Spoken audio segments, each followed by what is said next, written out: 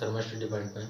और इस वीडियो में यहाँ पर बताएंगे आपके लिए क्लास 10th का बहुत इंपॉर्टेंट क्वेश्चन यहाँ पर ये है कि बहुलक ज्ञात करो। ठीक है, हमें इसका मोड ज्ञात करना है, बहुलक ज्ञात करना है। आपके लिए यहाँ पर डाटा दिया गया है 1 से 4, 5 से 8, 9 से 12, 13 से 16, 17 से 20, 21 से 24, इस तरीके से यहाँ पर वर्ग दिया गया है और ये इधर बारंबारता दी गई है। तो सबसे पहले हम मोड निकालते समय यानी बहुलक निकालने के लिए सबसे पहले ये देखते हैं कि हमें सबसे ज़्यादा फ्रीक्वेंसी किस में है, सबसे ज़्यादा आवृत्ति किस में है। तो आप देखिए ये 13 आवृत्ति है, ये 11, ये 15, इस तरीके से है। तो सबसे ज़्यादा आवृत्ति किस में है? तो सबसे ज़्यादा आवृत्ति देखो यहाँ पर 15 है। क्या है? 15। ठीक है, तो सबसे ज़्यादा आवृत्ति हो गई 15।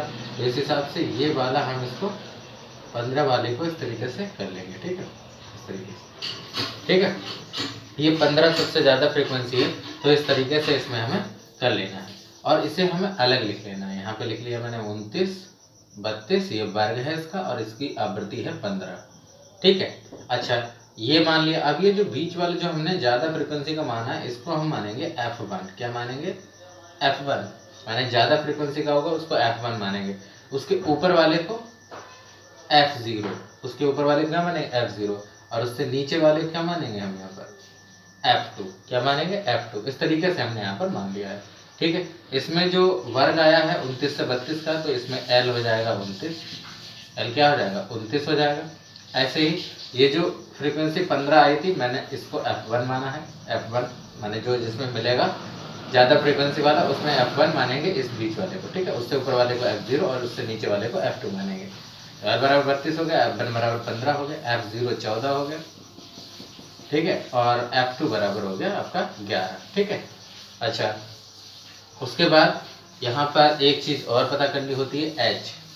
H क्या होता है? इसका अंतराल, कि यहाँ पर कितना डिफरेंस है, कितने का अंतर चल रहा है। तो 1 से 4, 5 से 8, 9 से 12, 13, 16, कितने का अंतर चल रहा है? यहाँ पर 3 का अंतर चल रहा है। ठीक है, सब में 3 का अंतर। देखो 1 से 4 हुआ 3 बढ़ा, 5 से 8 हुआ 3 बढ़ा, 9 से 12 हुआ 3 बढ़ा, यानी इसका क्लास इंटरवल 3 है। तो हमने H बराबर क्या मान लेना है? 3, यानी ये दिया गया H बराबर 3। अब फार्मूला क्या होता है? फार्मूला ये होता है मोड का, मोड बराबर यानी बहुलक बराबर L प्लस। ठीक है, L प्लस करके। ठीक है, अब यहाँ पर आपको लिखना है F1 माइनस F0। ठीक है, F1 माइनस क्या लिखना है? F0 लिखना है। F1 माइनस F0 बटे में यहाँ नीचे होता है 2F1 minus F0 minus F2 और गुणे में H होता है। ये इसका सूत्र है, इसी को हमें लगा देना है और बहुलक को निकाल लेना है। ठीक है, तो हम इस सूत्र को यहाँ पर लगा रहे हैं। देखिए कैसे। L का मान कितना है? यहाँ पर L का मान 29 है। कितना है? 29। L का मान यहाँ पर 29 है। तो इस तरीके से हम 29 यहाँ पर L का मान ले लेंगे, 29 हो गया, plus F1 minus F0। F1 का मान हमारे पास यहाँ पर देखो 15 है, माइनस F0 का मान यहाँ पर देखो 14 है, लिख लिया, बटे में 2 इंटू F1 की वैल्यू हमारे पास है यहाँ देखो 15, माइनस F0 की वैल्यू कितनी है? 14, और इस तरीके से F2 की वैल्यू कितनी है यहाँ पर? 11, और गुणे H का मान हमारे पास है जो 3।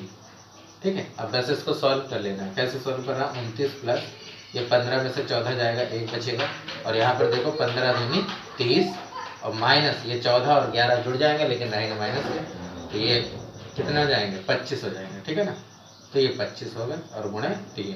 ठीक है, क्लियर। इस तरीके से आ जाएगा ये 29 प्लस 1 बटे 30 माइनस 25, यानी कितना बचेगा? 5 गुणे 3 ये जाएगा। तो 29 प्लस 3 एकम 3 और बटे में 5 हो गया। तो 29 प्लस 3 बटे 5 को यहाँ भाग कर दो, तो ये हो जाएगा आपके लिए, 5 से भाग करोगे तो 0 पॉइंट लग जाएगा, यहाँ 30 हो जाएगा, 5 चक्का 30, यानी 0.6 आएगा। तो 0.6 आएगा, तो इसका जो मोड आ गया 29.6 आएगा, ये इसका मोड आ जाएगा। ठीक है, इसका बहुलक आ जाएगा। तो इस तरीके से यहाँ पर इसको सॉल्व कर सकते हैं। आई होप आप ये क्वेश्चन समझ गए होंगे। Thank you for watching this video.